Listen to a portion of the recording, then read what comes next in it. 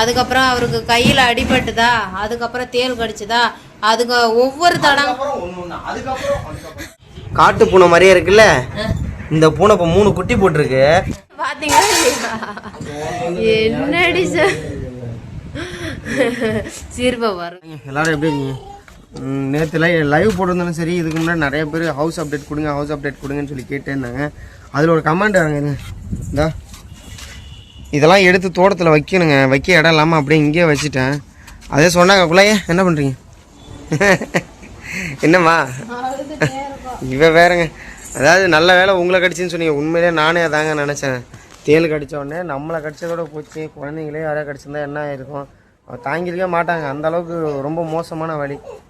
சரிங்க, அப்படியே ஹவுஸ் அப்டேட்டை பார்க்கலாம். சரிம்மா, என்னம்மா அப்புறம் வீட்டை காட்டலாமா? என்ன வருமா? இந்தா சொன்ன பார்த்தீங்களா, இந்த இடத்த பிளான் போடுறேன்னு. இந்த இடத்துல தான் ஸ்லாப் கட்டலான்னு பிளான் போட்டாங்க. அது அப்படியே ஸ்டாப் ஆகி நிற்கிது ஒரு சில காரணங்களால். அப்புறம் இந்த இடத்துலையும் ஃபுல்லாக கபோர்டு தான். அது வரையும் சுவிட்ச் பாக்ஸை விட கொஞ்சம் ஹைட்டாக கட்டணும்னு நினச்சாரு. எல்லாம் காரணம் கேட்டிங்கன்னா, அதை பாருங்க பெயிண்ட் அடிச்சல, ரோலரை வச்சு உருட்டும் போது கொஞ்சம் எக்ஸ்ட்ராவாக ஏறிடுச்சு. அதில் அந்த சரக்குன்னு சொன்னால் உங்களுக்கு புரியல, பெயிண்ட் ஏறிடுச்சு. அதனால் என்ன ஆச்சுன்னா, அதெல்லாம் ஒரு பக்கம் அப்படியே உறிஞ்சி கொட்டுதா. இன்னொரு 4-5 நாள் நல்லா இது உறிஞ்சோடனே விளக்க மத்தால ஒரு கூட்டிட்டு திரும்ப லைட்டாக பிர்லா வைட்டு ஒரு 5 கிலோ வாங்கி மேலே பிடிச்சா ஒரே ஒரு கோட்டிங் ஏற்றி விட்டு திரும்ப அது மேலே பெயிண்ட் அடிக்கலான் இருக்கு. அப்போ தான் பார்க்க ஃபினிஷிங் நல்லாயிருக்கும்.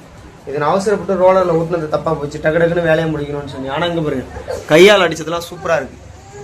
கையால் தான் அடிக்கணும் மாட்டுக்கு. இந்த பிர்லா ஒயிட்லாம் சுண்ணாம்பு இதெல்லாம் ரோலரில் உருட்டுறது வெட்டி வேலை.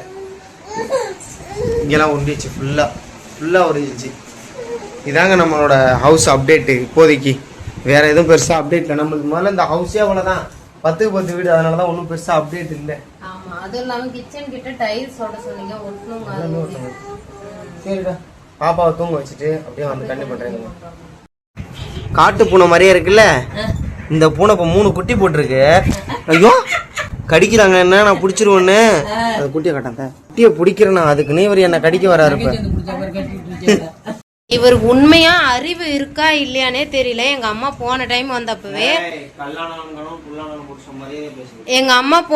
வந்தப்பவே கிச்சன்ல இருந்து வந்து எதுக்கு இப்படி போய் திறக்கிற ஃப்ரிட்ஜை நேரம் இப்படி கிச்சன் கிட்ட இருந்து போனதுக்கு அதுக்கும் இப்படி இந்த சைடு வச்சுட்டீங்கன்னா உனக்கும் கொஞ்சம் வாட்டமா வரும்ல, ஃப்ரிட்ஜை ஏன் அப்படி வச்சிருக்கீங்க அப்படின்னு கேட்டாங்கங்க. ஏஹா என்ன சொல்லிட்டு இருந்தா அதுக்குள்ள மறந்துட்டேன். இந்த மாதிரி ஃப்ரிட்ஜை வைன்னு சொன்னால் இவர் கேட்கவே மாட்டேங்கிறாருங்க. இப்படி போய் வச்சிருக்கிறாரு. இப்படி வச்சா நம்ம ட்ரெஸ்ஸிங் டேபிளையும் இங்கே வச்சுக்கலாம், நமக்குமே கொஞ்சம் இடமும் ஃப்ரீயாக இருக்கும். சொன்ன உடனே அறிவு வளர்ந்துச்சுங்க என் ஹஸ்பண்டுக்கு. Very good. நாங்கள் ஃபர்ஸ்ட் அப்படி வச்சோங்க. எங்கள் அம்மா சொன்ன உடனே பாப்பா இந்த சந்தில் போய் அந்த ஒயரை பிடிக்கிறா. அதுக்காக தான் நாங்கள் திருப்பி வச்சோம். இப்போ ட்ரெஸ்ஸிங் டேபிள் அதுக்கு பக்கத்தில் போட்டுட்டா எடுக்க மாட்டான்னு நினைக்கிறோம். அதிக பேர் ஹோம் அப்டேட்டுன்னு நீங்கள். அதுக்கப்புறம் நாங்கள் ஒன்றுமே பண்ணலங்க. அதுக்கப்புறம் அவருக்கு கையில் அடிபட்டுதா, அதுக்கப்புறம் தேள் கடிச்சுதா, அதுக்கு ஒவ்வொரு அதான் ஒவ்வொரு தடங்களா. ஐயோ நேத்து இதாவது பரவாயில்லங்க, இந்த தகரத்துல இருந்து நேத்து எப்படிதான் காலு ஸ்லிப் ஆச்சுன்னே தெரியல. அவருக்கு டெமோ காட்டுறாராங்க. அப்படி எனக்கெல்லாம் வெட்டிருச்சுன்னு நினைச்சுக்கிட்டேனாலாம்.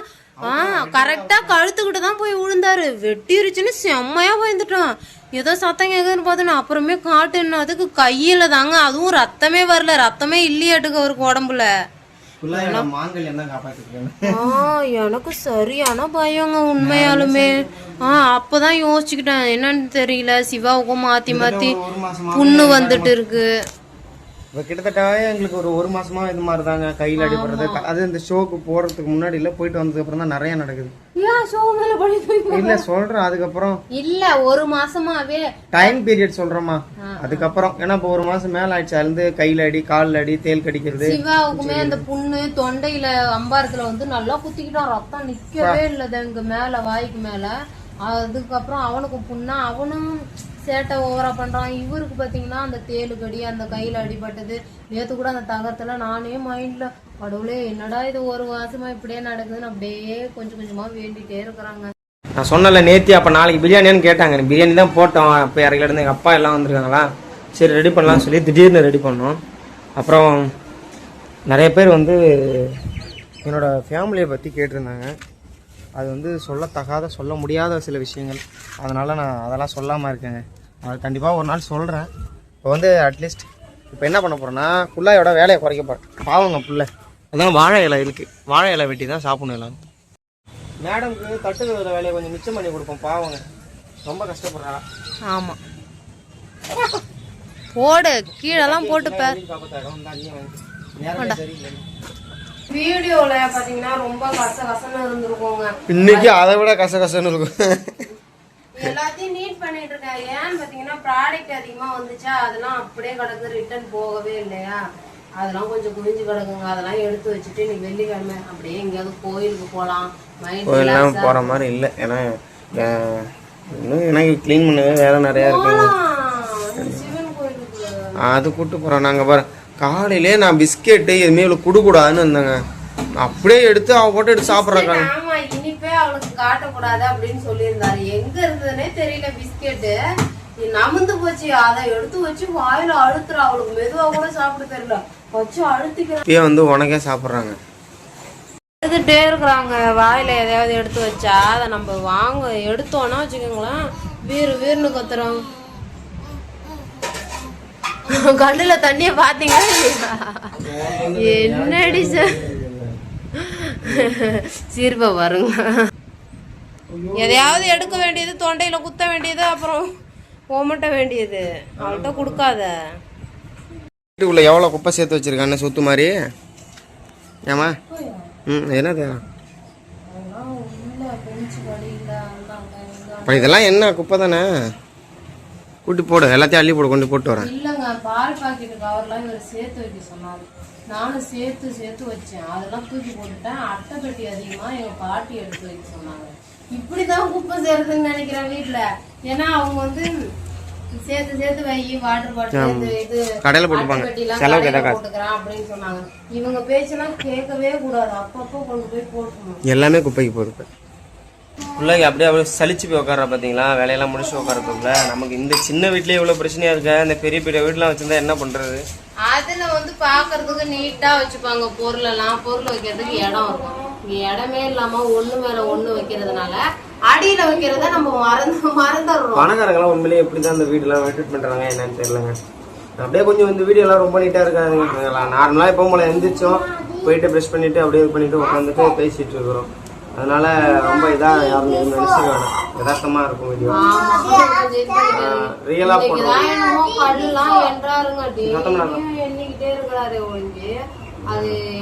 காசு வேணாமா? இப்போ ஏதாவது ஒரு வேலை பண்ணணும்னா திருப்பின்னு பண்ணிட முடியுமாங்க? அதுல எவ்வளவு வேலை இருக்கு. மண்ணு வேணும், கல் வாங்கணும், கிரைனைடு வாங்கணும், அதை பூச்சணும், இவ்வளவு வேலை இருக்கும்போது இன்னும் அசால்ட்டா ஒரு கொத்தனார் வேலையோ எந்த வீட்டு சம்பந்தப்பட்ட வேலை எதா இருந்தாலும் நம்ம பார்க்க ஈஸியா இருக்காத. செல்லு வந்துடும். ஒரு நிமிஷம் அப்படியே காட்டுறேன் பாருங்க. அடுப்புட்ட பாத்தீங்கன்னா இந்த கல்லு வந்து என்ன கல்லு அசிங்கமா இருக்கும். இது எங்க கம்பி நீட்டிக்கிட்டு ஸ்லாப் குத்திய போனா குத்திடுங்க, அதை மாத்தி போடலாம், மத்தாலும் தூக்க முடியல. மெயினா நீ எதை மாத்திரியோ இல்லையோ, எனக்கு அடுப்பு விட்டா அழகா அந்த கல்லு போட்டு டைல்ஸ் அழகா நீட்டா இல்லைங்க. அதை ரெடி பண்ணோம். எப்பவுமே வீட்டு வேலையை பாத்தீங்கன்னா நம்ம நினைச்சுதான் கையை வைப்போம். நான் இந்த வீட்டை பூசினதுக்கு பெருசா செலவாகும் தான் நினைச்சு கையை வச்சேன். ஆனா செலவுலாம் ஒண்ணும் பெருசா ஆகலதான். ஆனா இந்த வேலை எல்லாம் ஒரு கத்துக்கலாம் வச்சுக்கோங்களேன். எப்படி யோசிச்சுப்பாங்களா, மினிமம் 1.5 நாளாவது பூசணும். இந்த வீட்டை அடிச்சு பூசணும்னா ஒரு நாள்ல பூசலாம், 2 பேர் வேணும். 1.5 நாளுக்கு என்ன ஆச்சு சம்பளம்? ஒரு கொத்தனாருக்கு 1200 சம்பளம், 100 சாப்பாடு, 1300. 6 நாளைக்கு அப்படி 6 நாள் வந்தாலுமே 3 நாள் சம்பளம் தான் கேட்பாங்க. அதுலயே ஒரு 3000 ரூபாய் போயிடும். அது சித்தாள் வேற இருக்கு. ஒரு ஆள் கண்டிப்பா நல்ல ஆளா வைக்கணும், அப்பதான் வேலை வேகமா நடக்கும். இல்லைன்னா ஆம்பளை வச்சாதான் நடக்கும். 800 ரூபாயில 900 ரூபாய் சம்பளம் சாப்பாடு. இப்போ அது ஒரு 5000 நம்ம மிச்சம் பண்ணிட்டோம் அந்த வேலையில. அதே மாதிரி கிரைண்டர் வேலையும் எல்லாத்தையும் வேணும் நம்மளே பண்ணிக்கலாம். ஆனா எனக்குமே எல்லாத்தையும் இழுத்து போட்டு வைக்க கொஞ்சம் மனசு கஷ்டமா தாங்க இருக்கு. எந்த வேலையுமே டப்பு டப்புன்னு முடிக்க முடியல, செய்ய முடியல. இல்ல காசு இருந்தா அதெல்லாம் யோசிக்க தேவையில்ல. இப்ப எங்களுக்கு கொஞ்சம் கொஞ்சமா பண்ணிக்கலாம். ஆனா கண்டிப்பா இந்த வாரத்துல பண்ணிடணுங்க. ஏன்னா வீடுலாம் ரொம்ப இதா இருக்கு. அந்த கம்பி கிட்டயுமே பாப்பா அடிக்கடி அடுப்பு பிடிச்சிக்கலாம் எந்திரிக்க ஆரம்பிச்சுட்டான். அதனால கொஞ்சம் நவருங்க. அதாங்க வீடியோட அப்டேட் கேட்டிருந்தீங்களா, அவ்வளவுதாங்க. இப்போ அதிக பேர் கேட்டுட்டே இருந்தீங்க. கண்டிப்பா அடுத்த வீடியோல எல்லாத்தையும் சேஞ்ச் பண்ணிட்டு அப்டேட்லாம் அவ்வளவுதாங்க. இதான் நம்மளோட அந்த வீட்டு போய் இருக்கிற நிலைமை. காலையில எழுந்து எனக்கே ஒன்றும் மனசு சரியில்லை, கொஞ்சம் அமைதியா உட்கார நினைச்சுங்களா. மனசு சரியில்லை. என்னன்னா என்னால குழந்தைங்களை வச்சுக்கிட்டு ஃபுல்லாகி ஒரு பக்கம் அவ்வளோ இந்த குழந்தைங்களை வச்சுட்டு நம்மளுக்கு எதுவுமே பண்ண முடியல. இதுக்குன்னா நமக்கு சப்போர்ட் ஆகல. காலையில குழந்தைய ஸ்கூலுக்கு கூப்பிட்டு போறோம், திரும்ப வீட்டுல கொண்டு வந்து சாயங்காலம் கூப்பிட்டு வரோம். கரெக்டா 9:30 இங்க இருந்து ஸ்கூல்ல கொண்டு விட்டுறோம். நான் வீடியோ எடுக்கலாம்னு கிளம்புறேன், என் புடவைய புடிச்சிட்டு நிக்கிறா, என் ட்ரெஸ்ஸ புடிச்சிட்டு நிக்கிறா, அழுவுறா தூக்க சொல்லி. சாமி அந்த டைம்ல இருந்துச்சு. அதான் ஒண்ணுமே பண்ண முடியல. ஒண்ணு குழந்தைங்களை வச்சுட்டு ஒரு சிலருக்குலாம் கடை சப்போர்ட்டிவா இருக்காங்க. சில பேர் எப்படின்னா குழந்தை ஓரளவுக்கு கொஞ்சம் பார்த்துப்பாங்க. நம்ம எங்கேயாவது வேலை செய்யும் போதோ எதை பண்ணும் போதோ நமக்கு அந்த விதத்துல ஒரு கொடுப்புனே இல்லை. கடுப்பா இருக்கு. மாமியார் அவங்க சம்பாரிச்சானோ அவங்க பொறுப்பை பார்க்கணும். நான் அங்க போக முடியாது, ஈரோட்டுக்கு. சக்கரை போடுவாங்க எனக்கெல்லாம். நான் ஈரோடு போக முடியாது இல்ல, நான் என் வீட்டுல தான் இருக்கணும். அதான் என்னன்னு தெரியாம முடிச்சிருவாங்க. நேற்று நைட்லாம் ரொம்ப ஃபீல் பண்ணேன். நம்மளால நினைச்சா ஒரு பொருளை வாங்க முடியல, ஒரு வீட்டை சரி பண்ண முடியல, நம்ம என்னடி வாழ்க்கை அப்படியே போயிட்டு இருக்குதுன்னு சொல்லி நைட்டு புலம்பிடுங்க. முதல்ல புலம்பாதரா, ஏதாவது வழி பாடுறான்னா. இந்த வழி பண்றதுக்கு கூட நம்மளால சமாளிக்க முடியாது. சிவாலாம் ஒரு 8வது போற வரைக்குமே நான் எப்படி இவனை மேனேஜ் பண்ண போறேன்னு தெரியல. 2 கிலோமீட்டர் ஸ்கூலுக்கு கொண்டு விட்டு கூப்பிட்டு வரணும். ஆட்டோ கிட்ட எல்லாம் வைக்கிறது அது ஒன்றும் சரி வராது. ஆனா முன்னைக்கு இப்ப எவ்வளவோ பெட்டருங்க, எவ்வளவோ பெட்டர். எவ்வளோ சேஞ்ச் பண்ணியாச்சு வாழ்க்கையை. ஸ்டார்டிங்ல ரொம்ப மோசமா இருந்தது, இப்ப நல்லா இருக்கும். அதான் உண்மை. அதான் ஒரு சில நல்லா இருக்கும். நாங்க உண்மையாலுமே ஒரு ஹாஸ்பிட்டல் வாங்க முடியாது. இப்ப நான் பெத்த புள்ள இருக்கு பாத்தீங்களா, நம்ம ஊமையா உட்காந்துருக்கோம். எதாவது பண்ணும்போது வீடியோ எடுக்கும்போது மட்டும்தான் எதை பேசுவான். திரும்ப சொன்னா பாத்தீங்களா, அவன் மண்ண வேலை அந்த வீடியோட. அதாங்க முன்னைக்கு நாங்க எவ்வளவோ தேடி சூடு இல்ல, சுட வைக்கணும். நல்லாவும் இருக்கும், நல்லாதான் இருக்கும். அதெல்லாம் குறை சொல்ல முடியாது, நல்லாதான் இருக்கும். இந்த ஒரு இதுவும் இல்ல. சின்ன சின்ன வாழ்க்கைனா சின்ன சின்ன குறை இருக்கும்ல. அந்த மாதிரி எங்களுக்கு இன்னும் என்னன்னா இந்த பாத்ரூம் எல்லாம் இந்த வீட்டுல கட்ட முடியாதுங்க. அதுதான் இங்க ஒரு பெரிய பிரச்சனையே. அது ஒண்ணு. பாத்ரூம் கட்டுறது நாங்க மெயினா, நான் எனக்கு ஒரு இடம் இருக்கு சொன்னேன் பாத்தீங்களா, ஒரு 3.5 சென்ட் 3 சென்ட். அதுல போயிட்டு மரலாம் இருக்கு. அதுலயும் இடம் வீடு நம்ம கட்டணும்னா பத்தாது. நான் பெருசெல்லாம் கட்ட முடிச்சுன்னா கட்ட போறேன். கட்டிட்டு நிம்மதியா கொசுக்கடி இல்லாம ஃபேன் எதையும் போடாம கொசுக்கடி இல்லாம தூங்கும். அவ்வளவுதான் நமக்கு. இதுல பாத்து இங்க வாழ்க்கையில வந்து கடவுள் நமக்கு கொடுத்ததே கொஞ்ச காலம் தான். வாழ்க்கைனா என்னன்னு தெரிஞ்சிருது 25ல இருந்து 30 வயசு ஆகி போயிடுது. வாழ்க்கைனா என்னன்னு தெரிஞ்சதுக்கு அப்புறம் நம்ம குடும்பம் புள்ள கூட்டி அவங்கள ஸ்டடி பண்றதுக்காகவே 50 வயசு வரையும் கூட ஓட வேண்டியதா இருக்கு. அந்த 50 வயசு மேல பாத்தீங்கன்னா நம்ம எதுக்கு பிறந்தோம், எதுக்கு இதெல்லாம் பண்ணோம்னு தெரியாம செத்து போயிடும். இதுதான் வாழ்க்கை. திரும்பி பார்த்தா நம்மளுக்காக நம்ம எதுவுமே பண்ணிருக்க மாட்டோம். எல்லாருமே அதான் பண்ணிட்டு இருக்கோம். ஆனா நாங்க என்ன முடிவு பண்ணிருக்கோம்னா, அதுல ஏதாவது ஒண்ணுயாவது நம்மளுக்காகனா நிம்மதியா படுத்துங்கிறது, நல்ல சாப்பாடு சாப்பிட்டு குடும்பத்தோட சந்தோஷமா சிரிச்சு பேசி உட்காருறது, கடன் எதுவும் வச்சுக்காம நிம்மதியா படுத்து நிம்மதியா தூங்குறது. ஒரு மனுஷனோட வாழ்க்கையில முக்கியமான இதுதான். முடிஞ்சா ஒரு 4 பேருக்கு உதவி பண்ணலாம். உதவி பண்ண முடியலன்னா உபத்திரம் பண்ணாம வாழ்ந்துட்டு போகணும் அப்படின்னு நான் ஒரு எண்ணத்துல இருக்கேங்க. பார்ப்போம் கடவுள் என்ன விதி விடுறானோ தெரியல. எனக்கு ஃபேமிலியும் சரியில்லை, எதுவும் தெரியல, டைமும் தெரியல. ஆனா எல்லாமே மாறி இப்ப கை கொடுத்து வந்திருக்கு. நீங்களும் ஒரு விதத்துல காரணம்னு சொல்லலாம்.